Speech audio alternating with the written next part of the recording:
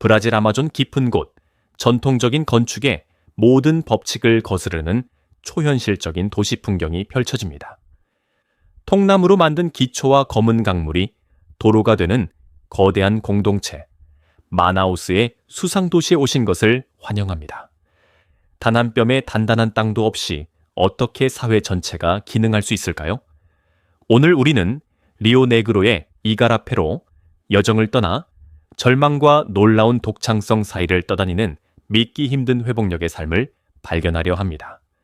이 숨겨진 세계로 뛰어들기 전에 좋아요 버튼을 누르고 채널을 구독해 주세요. 그리고 아래에 댓글을 남겨주세요. 여러분은 물 위에서 일주일 동안 생존할 수 있나요? 여러분의 후원은 우리가 이러한 놀라운 이야기들을 세상에 알리는 데 큰 도움이 됩니다. 이제 해안에서 발을 떼고 시작해 봅시다. 극명한 대조, 도시 정글과 액체 미로의 만남. 활기찬 만아우스 중심가의 고층 빌딩 발코니에 서서 기업 사무실에 반짝이는 유리창과 끊임없이 밀려드는 도시의 교통 정체를 바라보고 있다고 상상해 보십시오. 이제 시선을 강가 쪽으로 불과 수백 미터만 돌려보세요. 이곳에서 콘크리트는 끝나고 낡은 나무 판자집들의 미로가 시작됩니다. 이것이 수상도시에서 가장 먼저 눈에 띄는 점입니다. 바로 현대 문명과 믿기 힘들 정도로 거의 충격적일 만큼 가깝다는 사실입니다. 우리는 시간이 멈춘 열대우림에 멀고도 손길이 닿지 않은 구석을 말하는 것이 아닙니다. 우리는 브라질 북부 최대 산업 중심지의 바로 뒷마당에 있습니다. 이는 현대 관찰자가 받아들이기 힘들 정도의 시각적 역설을 만들어냅니다. 한쪽에는 쇼핑몰과 고급 아파트가 완비된 대도시의 하이테크 맥박이 뛰고 있고, 다른 한쪽에는 강의 고대적이고 변화무쌍한 원리에 의지해 생존하는 공동체가 있습니다. 그런데 왜 그들은 이곳에 집을 지었을까요? 그 답은 이가라페, 즉 리오네그로로 흘러들기 전에 지형을 따라 구불구불 이어지는 좁은 흙수수로의 전략적 지리에 있습니다. 이 물길은 소외되거나 공식적인 도시에서 밀려난 이들에게 숨겨진 항구가 되어줍니다. 우리가 배를 타고 이 좁은 통로를 지날 때 마나우스의 오토바이 소리와 사이렌 소리는 서서히 사라지고 썩은 목재에 부딪히는 검은 물의 리드미컬한 철벅임 소리가 그 자리를 대신합니다. 이곳은 도시 공간을 향한 절박한 투쟁이 인류를 말 그대로 수면 위에 정착하게 만든 두 세계 사이의 취약한 경계선입니다. 부력 위에 세워진 브라질의 베네치아. 인도가 없고 모든 심부름이 항해가 되는 도시를 꿈꿔본 적이 있나요?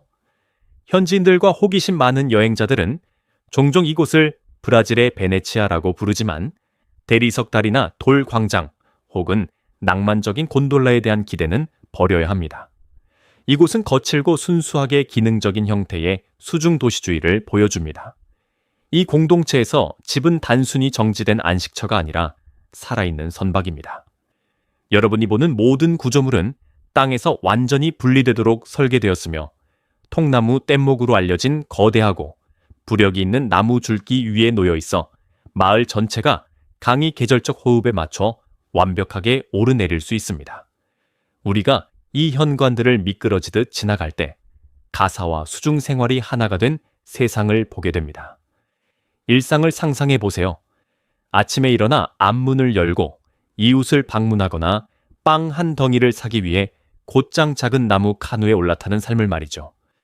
여기서 강은 거실이자 놀이터이며 동시에 고속도로 역할을 합니다. 이러한 독특한 삶의 방식은 미적인 아름다움이나 새로움에 대한 갈망으로 선택된 것이 아닙니다.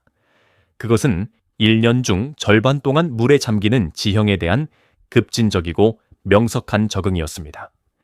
수상도시의 주민들은 액체 같은 삶의 기술을 터득했으며 인간의 정신이 집을 짓기 위해 반드시 돌이나 콘크리트 기초가 필요한 것은 아니라는 사실을 증명했습니다.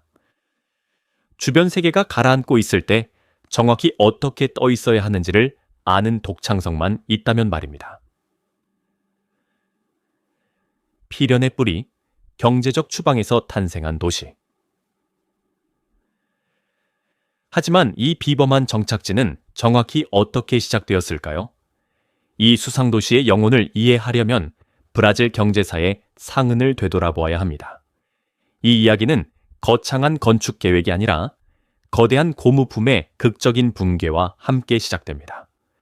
검은 황금의 부가 갑자기 빠져나가자 황금빛 미래를 찾아 마나우스로 몰려들었던 수천 명의 가난한 이주민들이 남겨졌습니다.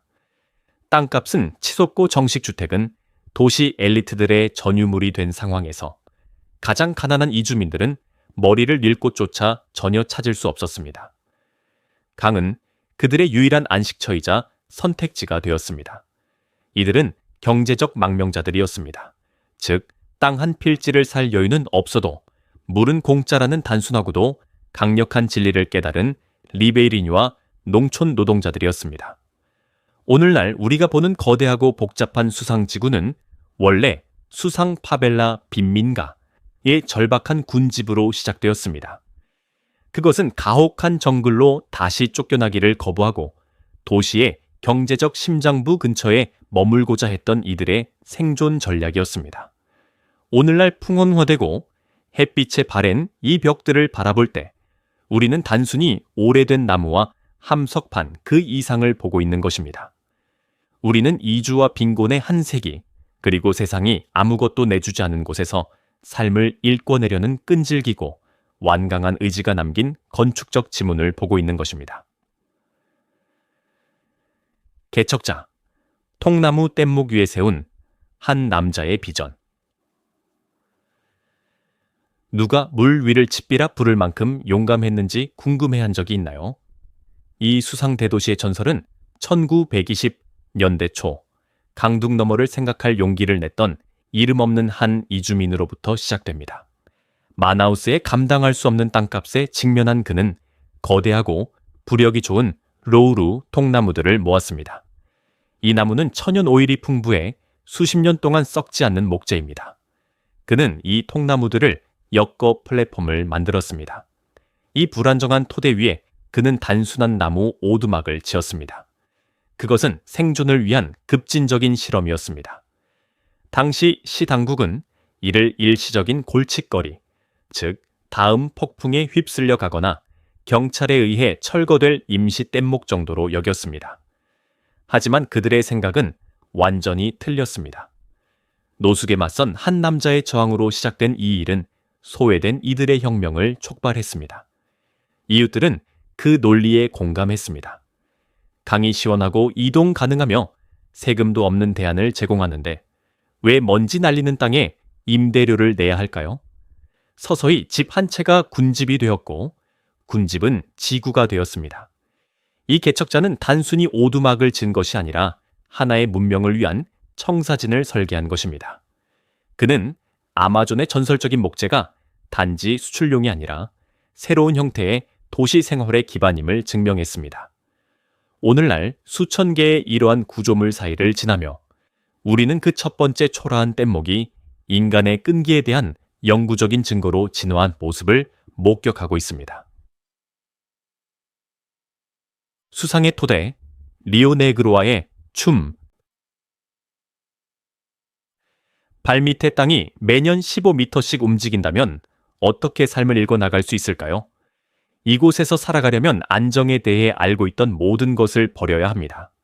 이 수상도시에서 집은 땅에 고정되어 있지 않습니다. 대신 리오네그로 강이 리듬에 묶여 있죠. 이곳의 삶은 두 계절, 즉 셰이아, 홍수기와 세카, 갈수기에 의해 지배됩니다. 수위가 높아지는 시기에는 강물이 무서운 기세로 불어나지만 집들은 아무런 힘도 들이지 않고 떠올라 물에 잠긴 정글 바닥 훨씬 위를 부여합니다. 이는 건축과 자연 사이의 아름답고도 고요한 춤과 같습니다. 하지만 속지 마세요. 이 조화 뒤에는 끊임없고 고된 노동이 필요합니다. 세카가 찾아와 물이 빠지면 브라질의 베네치아는 위태로운 기울어짐과 진흙 함정의 풍경으로 변합니다. 집주인이 주의를 기울이지 않으면 집이 모래톱에 좌초되거나 숨겨진 나무 그루터기 위에 불균형하게 내려앉아 나무 골조가 액체 무게를 견디지 못하고 삐걱거리며 갈라질 수 있습니다. 주민들은 끊임없이 계류 밧줄을 점검하고 장력을 조절하며 통나무의 부력을 확인합니다.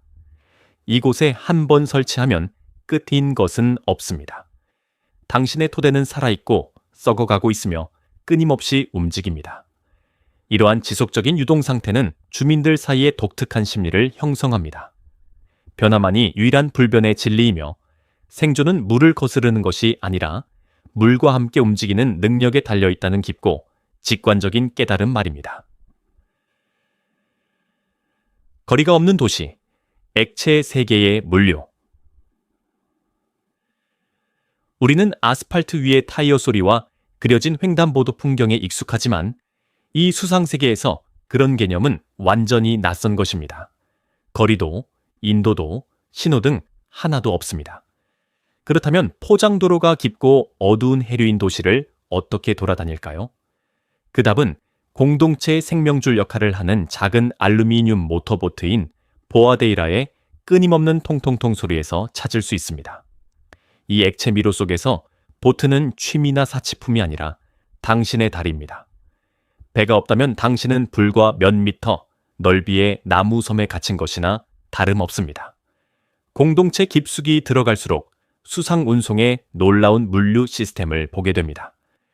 이곳에 스쿨버스는 좁은 수로를 누비며 경적을 울려 아이들에게 현관으로 나오라고 알리는 크고 화려하게 칠해진 배입니다. 탄산음료 상자와 가스통을 높이 쌓은 배달선들이 정밀하게 좁은 모퉁이를 돌아나가는 모습도 보입니다. 사회적 에티켓조차 이곳은 다릅니다. 문을 두드리는 대신 배를 현관 옆에 대고 소리쳐 부릅니다. 도로의 부재가 삶의 흐름을 막지는 못했습니다. 단지 그 속도를 바꾸었을 뿐입니다. 지나가는 배가 만들어내는 물결이 유일한 교통체증인 끊임없이 움직이는 세계입니다. 이 유동적인 인프라는 모든 상호작용을 규정하며 단순한 일상 업무조차 물의 영역을 정복한 공동체의 숙련도를 증명하는 사례로 탈바꿈시킵니다. 미니어처 사회, 필요한 모든 것이 떠있는 곳. 물 위에서 산다는 것이 현대 생활의 편리함을 포기하는 것이라고 상상할 수도 있겠지만 이 수상도시는 놀라울 정도로 자급자족이 가능합니다. 이 수중 미로 속으로 더 깊이 들어갈수록 우리는 정상적인 사회의 모든 기둥이 물에 뜨도록 재설계되었다는 것을 발견하게 됩니다. 물 위에 떠있는 교회를 본 적이 있나요? 이곳에서 신자들은 찬송가를 부를 때 부드럽게 흔들리는 커다란 나무홀에 모입니다. 이는 물리적 닻이 없는 공동체의 영적인 닻이 되어줍니다. 하지만 종교에서 그치지 않습니다. 이곳은 강에 맞춰 설계된 완전히 기능하는 미시 경제체제입니다. 우리는 뱃사람들이 아침 커피와 신선한 빵을 사기 위해 배를 묶어두는 수상식료품점을 지나칩니다. 자세히 살펴보면 끊임없이 이어지는 모터보트에 연료를 보급할 준비가 된 펌프를 갖춘 수상 주유소와 아마존의 뜨거운 열기 속에서 그날 잡은 물고기가 상하지 않게 보관하는 데 필수적인 수상 얼음 공장까지 볼 수 있습니다. 지나가는 배가 가끔 일으키는 물결에도 불구하고 미용사가 흔들림 없는 손길로 일하는 미용실이 있고 튀긴 엠파나다 광고를 외치는 간식배도 있습니다. 그것은 매혹적인 광경입니다. 리오네그로 강 표면 위에서 넘실거리는 전통적인 마을의 거울 이미지와 같습니다. 이 미니어처 사회는 인간이 물에 띄울 수 있는 독창성만 있다면 어디에서든 집의 안락함을 재현할 수 있다는 것을 증명합니다. 가혹한 현실, 기본 요소 없는 삶. 하지만 수상생활의 매혹적인 참신함 뒤에는 생존을 위한 잔혹한 일상의 투쟁이 숨어 있습니다. 깨끗한 물이 나오는 수도꼭지 하나 없고 믿을 만한 전등 스위치조차 없는 도시에서 사는 것이 어떤 것인지 생각해 본 적이 있나요? 지구상에서 가장 큰 담수 시스템에 둘러싸여 있음에도 불구하고 이곳 주민들은 끊임없는 갈증에 시달립니다. 바닥판 아래의 강물은 종종 연료, 중금속, 폐기물로 오염되어 마실 수 없는 상태입니다. 대부분의 가족은 적은 수입을 생수를 사는 데 쓰거나 함석 지붕에서 떨어지는 빗물을 한 방울이라도 더 모으기 위해 몇 시간을 보내야 합니다. 위기는 전력과 위생으로까지 이어집니다. 이곳에는 공식적인 전력망이 없습니다. 대신 현지에서 가토수라고 불리는 불법 임시 전선들이 육지에서 수상 현관까지 공포스러운 거미줄처럼 뻗어 있는 것을 볼 수 있습니다. 뒤엉킨 전선들은 물 위로 위태롭게 매달려 있으며 나무와 물로만 이루어진 세상에서 화재나 치명적인 감전사고의 위험을 상시 초래합니다. 게다가 하수시설이 없기 때문에 거리 자체가 폐기물 처리장이 됩니다. 이것이 수상도시의 어두운 아이러니입니다. 이곳은 육지로부터 놀라운 자유를 누리는 곳이지만 그 자유는 가장 기본적인 인권을 대가로 얻어집니다. 이곳의 삶은 일몰의 아름다움이 깨끗한 물과 안전한 불빛을 찾기 위한 긴박한 일상의 사투에 가려지고 나는 위험천만한 도박과도 같습니다. 소리 없는 위험, 이가라페의 건강과 폐기물. 이 액체의 세계에서 환경은 공급자인 동시에 소리 없는 포식자입니다. 좁은 이가라페를 따라 미끄러지듯 나아가다 보면 그림 같은 풍경은 종종 쓰레기 더미라는 냉혹한 현실에 자리를 내어줍니다. 공식적인 쓰레기 수거 서비스가 없는 상황에서 플라스틱 병, 음식 찌꺼기, 가게 부스러기들은 집들 사이에 떠다니는 식물들 사이에 갇히곤 합니다. 갈수기 동안 이 폐기물들은 진흙 속에서 부패하며 곤충과 질병의 온상이 됩니다. 이 발코니에서 놀며 자라는 아이들에게 수인성 질병의 위험은 늘 따라다니는 그림자이며 이는 정부가 외면하기로 선택한 장소에서 살아가는 대가입니다. 하지만 이곳 삶에서 아마도 가장 두려운 측면은 의료 서비스로부터의 고립일 것입니다. 1분 1초가 중요한 응급 상황에서 구급차도 사이렌도 없는 상황을 상상해 보십시오. 이 부유하는 도시에서 누군가 심장마비를 일으키거나 심각한 부상을 입는다면 그들의 유일한 희망은 빠른 배와 밤에 어둡고 복잡한 수로를 항해할 줄 아는 이웃뿐입니다. 물 위에는 클리닉이 없습니다. 병원에 가는 길은 마나우스 선착장까지의 위태로운 뱃길과 그 후에 필사적인 택시 잡기를 의미합니다. 우리는 강물이 너무 낮거나 엔진이 걸리지 않아 사랑하는 이를 잃은 현지인들의 이야기를 듣습니다. 이는 부유하는 도시가 적응의 경이로민 동시에 단 한 번의 기계적 결함이 생사를 가를 수 있는 취약한 존재임을 일깨워주는 극명한 사례입니다. 연대, 흔들리는 세상의 인간적 토대. 국가가 부재하고 지면이 액체일 때 무엇이 공동체를 하나로 묶어줄까요? 기초가 썩어가는 상황에서 집이 어떻게 수평을 유지하는지 궁금해한 적이 있습니까? 그 답은 도구 상자가 아니라 이웃에게서 찾을 수 있습니다. 부유하는 도시에서 연대는 유일하고 진정한 화폐입니다. 정부 조사관이나 시 유지보수팀이 없기 때문에 주민들은 무치랑이라고 불리는 깊은 상호 부조 시스템을 발전시켰습니다. 한 가족의 집이 위험하게 기울기 시작하면 통나무가 부력을 잃고 있다는 신호입니다. 경보가 울리고 공동체가 응답합니다. 우리는 가라앉는 발코니에 남녀가 모여 구조물 아래에 새 목재를 묶거나 계류선을 보강하기 위해 함께 일하는 모습을 봅니다. 그들은 보수를 위해 일하는 것이 아닙니다. 내일이면 자신의 집이 조류의 자비에 맡겨질 수 있다는 것을 알기 때문에 그렇게 합니다. 이러한 공동체 정신은 안전과 건강으로도 이어집니다. 이 좁은 수로에는 경찰 순찰이 없기 때문에 주민들은 서로를 살피며 신뢰를 바탕으로 한 자치사회를 만듭니다. 이는 인간 본성에 대한 강력한 교훈입니다. 공식적인 시스템이 부재할 때 사람들은 단순히 혼돈에 빠지는 것이 아니라 공감의 토대를 구축합니다.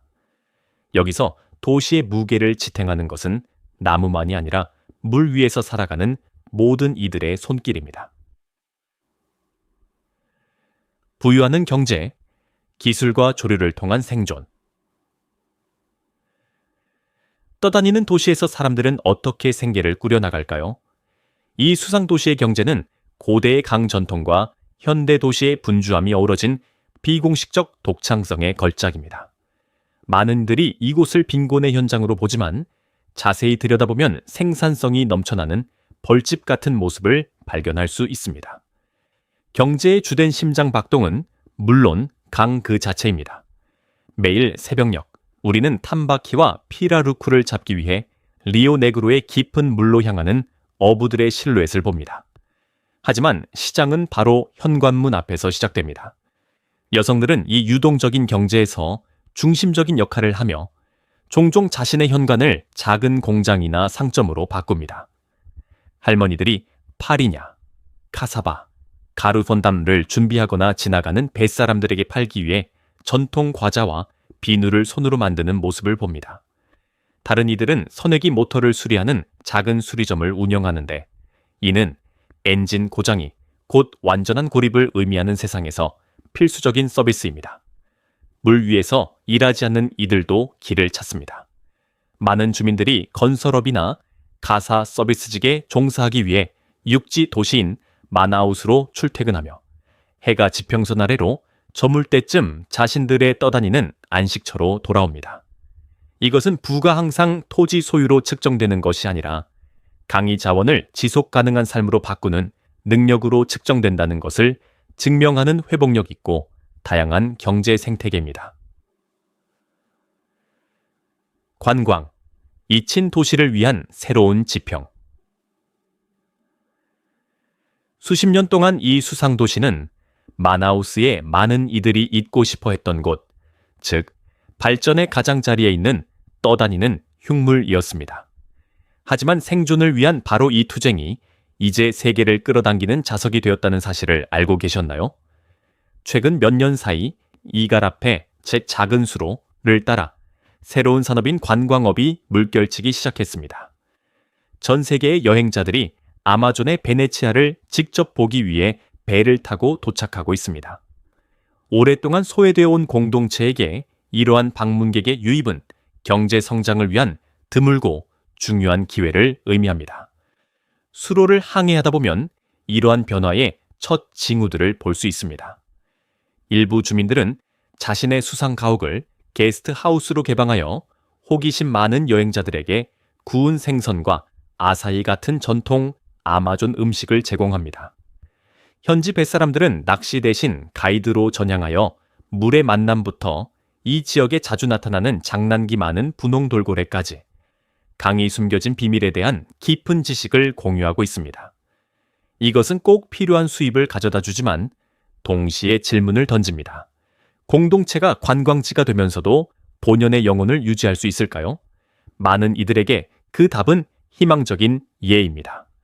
관광은 단지 돈에 관한 것이 아니라 가시성에 관한 것입니다.